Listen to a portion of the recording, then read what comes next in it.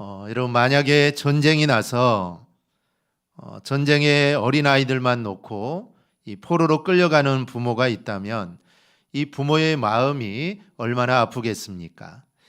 아마 아이를 찾기 전까지 평생을 아마 편하게 살지 못할 겁니다.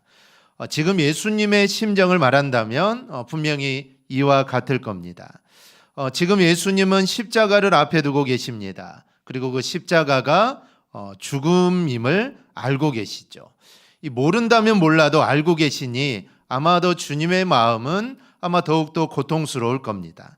하지만 주님은 앞으로 자신이 당할 고통보다도 사랑하는 제자들을 이 땅에 남겨두고 가는 마음이 주님은 더 아마 괴로우셨을 겁니다. 마치 전쟁터에 어린 아이들만 남겨두고 떠나는 것과 이게 다르지 않을 겁니다.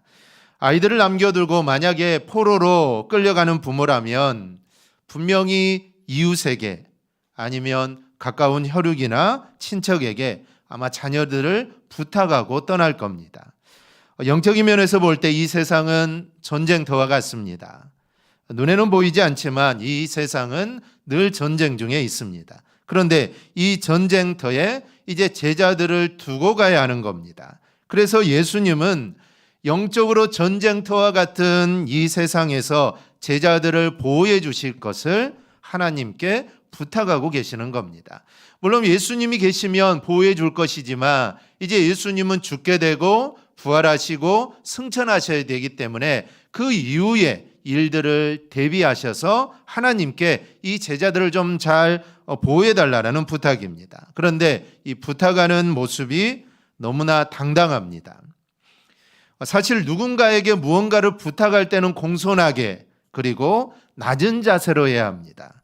부족하니 좀 도와달라는 것이죠. 그런데 주님은 그렇게 하지 않습니다. 제자들이 형편없고 나약하고 정말 보잘것없으니까 하나님 좀 보호해 주세요가 아닙니다. 아주 당당하게 하나님의 자녀이기 때문에 보호해 달라라는 것이죠. 주워온 자식 하나 잘 좀 키워달라고 애걸하다시피 부탁하는 것이 아니라 하나님께서 보호해 주셔야만 한다는 이 당위성을 말씀하고 있습니다. 우선 예수님은 제자들이 하나님의 자녀라는 것을 강조합니다. 6절을 보면 세상 중에서 내게 주신 사람들에게 내가 아버지의 이름을 나타냈나이다. 그들은 아버지의 것이었는데 내게 주셨으며 그들은 아버지의 말씀을 지켰나이다. 저희는 아버지의 것이다라는 이 말씀은 제자들이 처음부터 즉 그러니까 영원 전부터 지금까지 계속해서 하나님의 자녀였다라는 겁니다. 그런데 이것은 맞지 않는 표현입니다. 인간은 하나님을 배반하고 타락했습니다. 그래서 사단의 하수인 역할을 했죠. 늘 죄를 짓고 살아갑니다. 그런데 그런 인간을 위해 예수님께서 십자가에 달려 죽으심으로 예수님의 은혜로 우리는 하나님의 자녀가 된 겁니다. 그런데 주님은 그렇게 말씀하지 않습니다. 처음부터 하나님의 자녀였다는 것이죠. 이 말은 얼마나 감동적인 말인지 모릅니다. 정말 죄를 짓고 죽어야만 한 그런 사람들을 예수님이 죽으셔서 그들을 구원해 주시는데 그거는 말하지 않고 처음부터 이 사람들은 하나님의 자녀라는 것이죠. 그런데 예수님이 제자들에 대한 소개는 이것이 전부가 아닙니다. 두 가지를 더 말씀하십니다. 하나는 제자들이 하나님의 말씀을 지켰다는 겁니다. 이 말씀은 하나님께서 제자들을 지켜주셔야만 하는 당위성을 이야기하는 겁니다. 제자들이 하나님 말씀을 지금까지 잘 지켰으니 당연히 하나님께서 보호해 주셔야 한다는 겁니다. 하나님께 제자들을 지켜주셔야만 당위성을 예수님은 말씀을 통해서 끄집어냅니다. 이것이 14장 23절, 24절에서 말씀하신 것에 대한 책임과 관련된 말씀입니다. 우리 한번 찾아서 함께 보겠습니다. 14장 23절, 24절입니다. 한번 찾으셔서 함께 보겠습니다. 몇 장만 앞으로 넘기시면 됩니다. 우리 23절, 14장 23절, 24절입니다. 함께 봅니다. 예수께서 대답하여 이르시되 사람이 나를 사랑하면 내 말을 지키리니 내 아버지께서 그를 사랑하실 것이요 우리가 그에게 가서 거처를 그와 함께 하리라. 나를 사랑하지 아니하는 자는 내 말을 지키지 아니하나니 너희가 듣는 말은 내 말이 아니요 나를 보내신 아버지의 말씀이니라. 아멘. 즉 주님의 말씀을 지키는 자는 하나님을 사랑하는 자입니다. 반대로 주님을 사랑하지 않는 자는 말씀을 지키지 않게 된다는 것이죠. 이건 당연한 말입니다. 이 세상에서도 그렇죠. 사랑하면, 내가 정말 사랑하면 그 사람이 말하는 것을 잘 지킵니다. 근데 사랑이 식고 사랑하지 않으면 아무리 말해도 그 말을 잘 듣지 않고 잘 지키려고 하지 않습니다. 그런데 주님의 말씀은 자신의 말이 아니라 하나님의 말씀이라는 것이죠. 그러니 결국 저들이 하나님의 말씀을 지켰으니까, 하나님을 사랑하니까 하나님께서 그들을 사랑해 주시고 보호해 주셔야만 한다라는 겁니다. 물론 이때 이 말씀을 다 지켰다라는 말은 율법을 다 지켰다는 의미가 아닙니다. 말씀으로 오신 예수님을 철저하게 잘 따랐다라는 의미입니다. 지금 주님도 우리를 위해 이렇게 하나님께 기도하실 겁니다. 세상에 있는 우리를 보호해 주시라고 하나님께 기도할 겁니다. 우리가 하나님 말씀대로 온전히 살지는 못하지만 우리는 예수님을 따르기로 결단한 자들입니다. 늘 죄를 짓고 살아갑니다. 그래도 나는 예수님을 따르기로 결단한 자들입니다. 다른 것은 다 제쳐놓더라도 이것 하나만 보시고 우리를 하나님의 자녀라 불러주시고 보호해 주셔야 한다라고 주님은 하나님께 간구하는 겁니다. 바로 그 주님이 우리와 함께 하십니다. 그러니 여러분 힘들고 험한 세상에서 낙심하지 말고 그 주님을 바라보며 살아갈 수 있기를 바랍니다. 또 하나는 제자들은 예수님의 모든 것이 하나님께로부터 온 것임을 알고 또 믿고 있다라고 하십니다.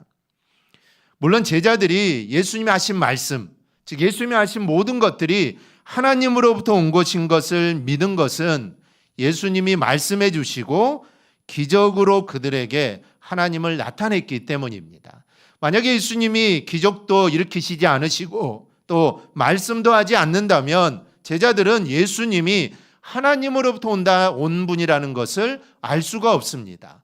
그런데 기적을 보여주고 정말 사람으로는 할 수 없는 일들을 보여주었기 때문에 제자들은 이 예수님이 바로 하나님이시구나, 하나님이 보내신 분이다라는 것을 그들은 알게 되었다라는 것입니다. 그래서 그들은 예수님을 하나님으로 믿게 되었다라는 것이죠. 그래서 사실은 예수님이 보여주었기 때문에 믿은 것이지만 예수님은 그렇게 말씀하지 않습니다. 저들의 믿음을 높여주시고 그들을 칭찬해 주신 겁니다. 우리 실제적으로 보면은 제자들은 늘 부족하고 실망스러운 모습들이 너무나 많습니다. 그런데도 제자들을 하나님 앞에서 이렇게 두둔하고 칭찬하는 것은 그들의 이 정도의 신앙을 주님이 기쁘게 받으셨다라는 겁니다. 여러분, 여러분의 신앙은 어떠합니까? 내가 열심과 열정이 내가 남다르라고 여러분 생각하십니까? 내가 다른 사람들보다, 다른 성도들보다 그래도 나는 좀 더 남다르고 내 열심, 내 정성은 좀 더 높다라고 생각하십니까? 그래서 하나님이 나를 지켜주시고 하나님이 나와 함께 하시고 하나님이 나에게 복을 주신다고 생각하십니까? 그러나 제자들의 예를 볼 때 잘해서 주님이 만족해서라기보다는 부족해도 사랑으로 받아주시고 격려해 주시는 예수님 때문이라는 것을 여러분 절대로 잊지 않기를 바랍니다. 오늘 예수님께서 제자들의 신분 또 그들의 믿음을 들어서 하나님이 반드시 그들을 보존해 주셔야 한다라는 그 당위성을 강조하시면서 하나님께 부탁을 합니다. 앞에서 잠깐 살펴보았지만 제자들뿐 아니라 우리를 위해서도 주님은 하나님 우편에 계시며 아마 동일하게 기도하고 계실 겁니다. 우리가 이런 생각을 하며 예수님께서 과연 어떤 기도를 구체적으로 하셨는지 말씀을 통해 우리가 살펴보며 하나님의 은혜를 우리가 경험하기를 축원합니다. 먼저는 예수님은 제자들의 신변과 신앙의 보존을 위해 간구하십니다. 지도자라면 아무래도 넓은 마음으로 다양한 사람들을 품을 줄 알아야 합니다. 그런데 대부분의 지도자들은 말로는 그렇게 하죠. 모든 사람을 품는다고 하지만 뒤로는 자기 사람들, 그리고 자기를 위해서 예수온 자기 계파 사람들을 챙겨주고 차별을 합니다. 그래서 생겨난 말 중에 하나가 낙하산 인사라는 것이죠. 어느 날 갑자기 하늘에서 낙하산을 타고 떨어진다는 것이죠. 밑에부터 처음부터 올라오는 것이 아니라 어느 한순간에 과장이 되고 어느 한순간에 부장이 되는 겁니다. 즉 자기 사람인 것이죠. 자기 사람을 그곳에 심는 겁니다. 하지만 예수님은 어떤 특정한 사람들만을 사랑하지 않으셨습니다. 이스라엘 사람이라면 누구나도 멀리하는 사마리아 여인, 그 여인에게 주님 먼저 다가가시죠. 모든 사람들이 손가락질하는 세리, 그 세리도 주님은 제자로 삼으셨습니다. 예수님에게 바리새인들은 원수와 같은 존재이지만 사실 예수님은 그들을 미워하신 게 아닙니다. 사람을 미워한 게 아니죠. 그들 또한 사랑하셨습니다. 심지어 십자가에서 예수님을 못 박는 로마 병정들까지도 예수님은 그들을 다 용서하십니다. 여러분, 이게 바로 원래 주님의 이 마음입니다. 그런데 오늘 본문은 예수님의 이런 모습과는 조금 거리가 있습니다. 9절을 보면 내가 그들을 위하여 비옵나니 내가 비옵는 것은 세상을 위함이 아니요 내게 주신 자들을 위함이니이다. 그들은 아버지의 것이로서이다. 이렇게 예수님은 다른 사람들 다 제쳐놓고 오직 제자들만을 위해서 기도하십니다. 그런데 거기에는 이유가 있습니다.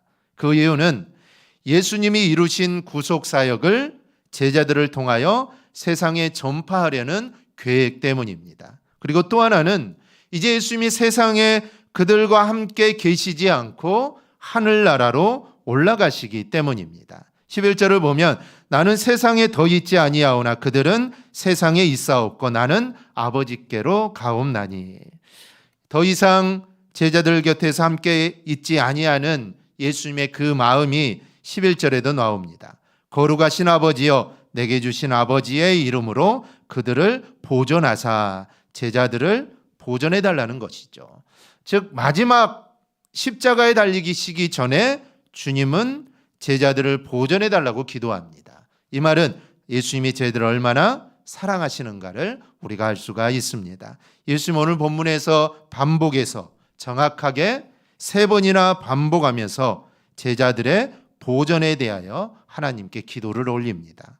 이 본문 뒷부분에는 결론으로 거룩하게 해달라고 하는데 따지고 보면 이건 역시 보존입니다. 이것만 보면 예수님께서 얼마나 제자들의 보존을 위하여 간절하게 기도했는가를 우리가 알 수가 있습니다. 이 보존을 좀 더 세분해 보면 하나는 육신의 보존이고 하나는 신앙의 보존입니다. 예수님 먼저 제자들의 육신의 보존을 위하여 기도하십니다. 육신의 보존을 위하여 기도했다라고 하면은 좀 이상하게 들릴 수도 있습니다.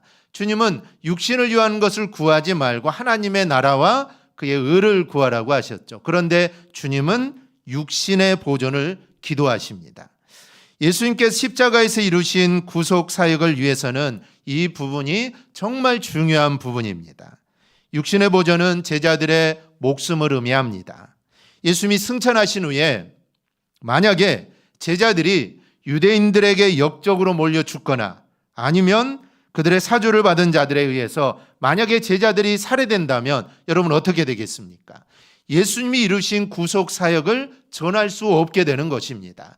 살아있어야 전도도 하고 살아있어야 예수님을 전할 거 아닙니까? 그런데 예수님이 승천하신 후에 예수님의 제자들이 다 죽게 된다면 3년 동안 예수님이 정말 공생애 동안 공들여 제자들을 키운 보람이 모두 다 사라져버리고 마는 겁니다. 때문에 제자들의 육신의 보존은 무엇보다도 중요한 일인 것입니다. 무엇보다도 예수님께서 이 땅에 오셔야 할 만큼 예수님께서 이루셔야 하는 일은 정말 중요한 일입니다. 반대로 생각해 보면 너무 중요하기 때문에 그만큼 원수의 반대가 또 심하다는 것이죠. 얼마나 심하면 이 반대가 예수님이 십자가에 달려 죽으실 만큼의 반대입니다. 때문에 제자들의 육신의 보존을 위하여 기도하지 않을 수 없었던 겁니다. 즉 예수님이 이러한 어려움을 당했듯이 이런 핍박을 당했듯이 제자들도 이제 당연하게 그런 일들을 당하게 될 것입니다. 그런데 주님은 그런 어려움 속에서 제자들의 육신의 보존, 그들의 목숨, 그들의 생명을 보존해 달라라는 기도입니다. 또 하나는 신앙의 보존을 위하여 기도하십니다. 12절에 보면 내가 그들과 함께 있을 때에 내게 주신 아버지의 이름으로 그들을 보존하고 지키었나이다. 그 중에 하나도 멸망하지 않고 다만 멸망의 자식뿐이오니 라는 말씀이 있습니다. 예수님은 세상의 제자들과 함께 있는 동안 멸망의 자식 외에는 제자들을 다 지켜서 보존해 주었다라는 것이죠. 여기서 멸망의 자식은 가룟 유다를 의미합니다. 사실 가룟 유다의 배신은 제자들에게 큰 충격이었을 겁니다. 그리고 자신들도 그럴지 모른다는 불안감이 있을 겁니다. 예수님이 이런 제자들의 마음을 아셨을 겁니다. 그래서 주님께서 내가 너희들을 다 보호하고 지켜준다는 것이죠. 비록 가룟 유다는 나를 배신하고 자기 길을 갔지만 내가 너희는 그렇게 되지 않도록 내가 너를 지켜주고 너희를 보호해 주겠다라는 겁니다. 그래서 멸망의 자식이라는 말을 써가면서 하나님께 기도를 올렸던 겁니다. 여러분, 어떤 고난이 있어도 절대로 예수님을 배반하지 않을 거라는 확신이 있다면 이것이 바로 제자들에게 가장 큰 평안일 것입니다. 오늘 우리에게도 이러한 평안이 있기를 소망합니다. 주님이 우리에게 이런 평안을 주셨습니다. 우리 안에 있습니다. 그러니 우리에게 필요한 것은 확신입니다. 우리가 예수를 믿는 그 순간 우리는 구원받아 하나님의 자녀가 된 것이죠. 이 구원의 확신 우리에게는 정말 중요합니다. 나에게 내가 구원을 받았을까 받지 않았을까 이 확신이 없는 것처럼 그런 삶을 살아서는 안 된다는 것이죠. 우리가 예수 믿는 순간 내가 구원을 받았습니다. 이런 확신이 우리 안에 있어야 하는 것처럼 주님이 나에게 평안을 주시고 나를 늘 지켜주신다는 이 확신이 우리에게 있는 것은 정말 중요합니다. 여러분, 이 확신이 있을 때 우리는 흔들리지 않습니다. 넘어지지 않습니다. 주님이 나를 보호하시고 나와 함께 하신다는 것을 믿기 때문입니다. 우리도 이러한 믿음과 확신을 가지고 살아가기를 축원합니다. 이렇게 예수님께서 제자들의 육신적인 보존뿐 아니라 신앙의 보존을 위해서도 기도하셨습니다. 특히 육신으로 계시는 동안 저들을 다 지켜 보존해 주었기 때문에 하나님께서 주님께서 승천한 이후에는 하나님께서 이제 제자들을 보존해 주어야 한다라고 강조를 하는 겁니다. 이것은 제자들의 보존에 대한 책임을 하나님께 넘긴 것이 아니라 11명의 제자들을 놓고 가시는 예수님의 심정을 나타내는 표현입니다. 오늘 우리를 이 땅에 두신 주님의 마음이기도 합니다. 주님은 우리를 늘 지켜주시고 보호해 주시기를 원하십니다. 이게 바로 우리 주님의 마음입니다. 이 마음이 나를 향하고 있다라는 사실을 잊지 말고 늘 주님 바라보며 살아가기를 축원합니다. 둘째로 예수님은 제자들이 악에 빠지지 않도록 보호해달라고 기도하십니다. 예수님께서 제자들을 위하여 심혈을 기울여 기도하시는 것은 제자들의 경건과 거룩한 삶입니다. 제자들은 어찌 보면 사람들 중에 가장 보편적인, 가장 인간적이면서도 너무나 인간적인 사람들 중에서 택함받은 사람들입니다. 제자들 중에 특별한 자가 없습니다. 인간적이죠. 너무나 평범한 사람들입니다. 가장 보편적인 인간 또는 인간적이면서 너무나 인간적이라는 말은 육신의 욕구에 쉽게 끌리고 유혹에 쉽게 넘어가는 특성을 가진 자들이라는 겁니다. 그렇다고 한다면 제자들은 분명히 예수님의 제자들이면서도 성적인 타락이나 물질적인 유혹, 각종 비리와 부조리에 언제라도 유혹될 수 있는 사람들이라는 것입니다. 예수님의 제자라고 특별한 게 아닙니다. 그들 또한 죄인이고 그들 또한 넘어질 수 있는 자들이라는 것이죠. 그렇다면 어떻게 해야겠습니까? 이런 각종 유혹에 넘어가지 않고 경건하고 거룩한 삶을 위하여 어떻게 해야 합니까? 그것은 바로 여러분 기도해야 합니다. 그래서 예수님은 제자들을 위하여 기도하시는 것입니다. 즉 기도만이 그런 세상 가운데서 그런 유혹을 이기고 경건하게 거룩하게 살 수 있는 길은 기도밖에 없기 때문에 예수님은 제자들을 위해 기도한 것입니다. 15절을 보면 내가 비옵는 것은 그들을 세상에서 데려가기를 위함이 아니요 다만 악에 빠지지 않게 보전하시기를 위함이니이다. 분명히 악에서 온전히 보전하는 일은 악한 세상에서 하나님의 나라로 가는 겁니다. 여러분, 죽어야 합니다. 죽어야 악에서 떠나게 되는 것이죠. 살아있는 동안은 우리가 악에서 떠날 수 없습니다. 죽어야만 악에서 떠나게 되는 것이죠. 그러지 않으면 늘 악한 일을 할 수밖에 없습니다. 그러나 그것은 하나님의 뜻이 아니라는 것이죠. 그렇다면 하나님의 뜻, 주님이 바라시는 것이 뭡니까? 그것은 주님의 십자가로 이루신 하나님의 구속사역을 세상에 전하는 것입니다. 즉 전해야 할 위대한 사명이 있기 때문에 육신을 보존해야 할 뿐만 아니라 세상에 있는 동안 악에 빠지지도 않아야 한다는 겁니다. 뿐만 아니라 세상과 적당히 타협하면서 주님의 사역을 해서도 안 됩니다. 예수님이 공생애를 시작하면서 마귀의 유혹과 타협하지 않았습니다. 마찬가지로 제자들 역시 세상과 타협해서는 안 됩니다. 세상에 속해서도 안 된다는 것이죠. 세상과 함께 살아가지만 세상에 너무 빠져 살아가서는 안 된다는 겁니다. 예수님이 이 사실을, 세상에 속하지 않았다는 사실을 14절과 16절에서 반복해서 말씀하십니다. 내가 세상에 속하지 아니함 같이 그들도 세상에 속하지 아니하였사옵나이다. 그래서 17절에서 제자들을 위하여 이렇게 기도합니다. 그들을 진리로 거룩하게 하소서. 세상에 속하지 않고 예수님께 속한 자는 속되게 살아서는 안 됩니다. 죄의 속성들, 악하고 추한 모습이 선한 모습을 뒤덮어서 온통 악하고 추한 모습만 보여줘서는 절대로 안 된다는 겁니다. 하나님께 속한 자는 이 세상에 보여주고 유혹하는 죄에 빠지지 않아야 합니다. 세상에 속한 것이 아니라 그리스도께 속하였기 때문에 거룩하고 성결하게 살아야 합니다. 제자들이 거룩해 하는 이유가 또 있습니다. 예수님께서 세상에 죄 없이 거룩한 분으로 오신 것처럼 제자들 또한 예수님으로부터 보냄받은 자로서 예수님을 세상에 나타내야 하기 때문입니다. 여러분, 수술하는 의사가 깨끗하지 못하면 환자에게 치명적인 세균을 감염시킬 수 있습니다. 의사뿐 아니라 의사가 사용하는 수술 도구도 마찬가지입니다. 그 수술 도구가 더럽고 감염되어 있다면 수술해서 사람을 죽이는 꼴이 되는 겁니다. 제자들이 겉으로는 예수님의 제자라고 하면서 나는 예수님의 제자야 이렇게 말하면서 뒤로는 온갖 악한 짓을 다 하고 다닌다면 어떻게 하나님의 나라를 세우고 십자가의 구속의 능력을 전하겠습니까? 아무리 전해도 능력은 나타나지 않는 것입니다. 요즘은 전도하기가 너무나 힘들다고 합니다. 물론 세상 사람들이 닳고 닳아서 그런 것도 있지만 그보다는 성도들이 성도답지 못해서 예수님께 속한 모습보다는 세상에 속한 모습들을 너무나 많이 보여줬기 때문입니다. 즉 거룩하고 성결한 삶을 살지 못하고 세속적으로 살았기 때문입니다.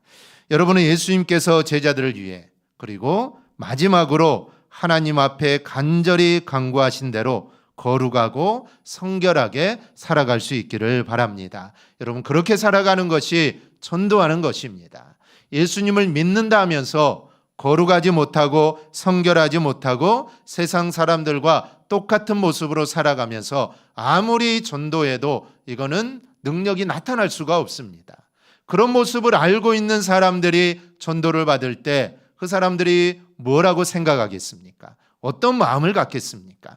전도가 되지 않습니다. 오히려 역효과가 나타나는 것이죠. 전도하지 못한 것보다 더 못하는 것입니다. 그렇기 때문에 우리가 정말 주님의 제자라면 내가 세상 사람들에게 나는 주님의 제자고 나는 예수 믿는 자라고 내가 밝힌다면 거기에 맞는 삶들을 우리는 꼭 살아가야 합니다. 그렇다면 세상에서 무엇으로 거룩할 수 있을까요? 마음을 굳게 먹으면 이제부터 내가 거룩하게 살아야겠다라면 거룩할 수 있을까요? 작심삼일, 아니 이건 하루도 못 갑니다.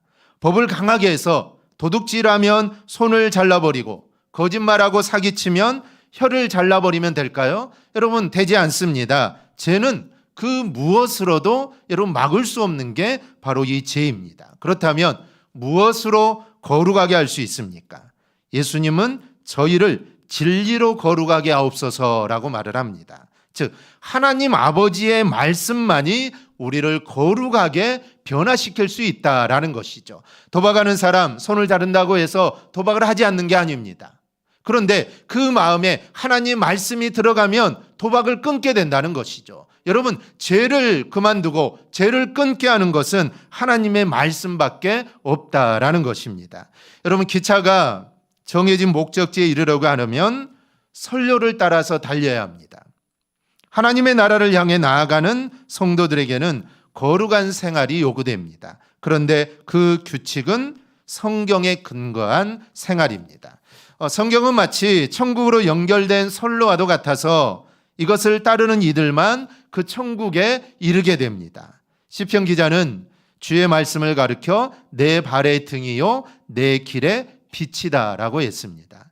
흔히 사람들은 거룩한 생활이라고 하면은 승려나 사제 옷을 입고 격리된 곳에 가서 생활하는 것을 연상하는데, 그러나 진정한 의미의 거룩은 여러분 그런 것과는 거리가 멉니다. 그것은 성경에 기록된 하나님의 말씀이라는 선로 위를 달리는 기차와 같은 생활입니다. 아무리 빠르다고 해서 기차가 선로를 벗어나서는 안 되죠. 아무리 느리다고 해도 선로를 벗어나서는 안 됩니다. 어찌됐든 선로로 가야만 전복되지 않고 목적지까지 가게 되는 것입니다. 즉 우리를 하늘나라로 이끄는 선로가 바로 이 말씀이라는 것이죠. 그래서 빨라도 더뎌도 이 말씀 안에서 우리는 생활해야 된다라는 것이죠. 생활의 근거를 철저하게 성경에 두는 사람이야말로 하나님께 그 거룩함을 인정받게 됩니다. 여러분은 잠시 달리기를 멈추고 지금 어떤 선로를 달리고 있는지 여러분 확인해 보시기를 바랍니다. 목적지가 분명해도 길을 잘못 들면 여러분 거기에 이르지 못합니다. 우리는 오직 말씀이라는 선로 위에만 우리는 달려가야 합니다. 우리를 거룩하게 하는 진리는 성경, 즉 말씀밖에 없습니다. 그러므로 우리 모두 거룩한 삶을 살기 위해 늘 말씀을 묵상하며 살아가기를 바랍니다. 그리고 그 말씀으로 힘을 얻어야 합니다. 그래서 그 말씀으로 힘을 얻어서 우리의 길을 가야 하는 것입니다. 그래 주님이 원하시는 거룩한 삶을 꼭 살아가기를 주님의 이름으로 축원합니다. 아멘. 기도하겠습니다.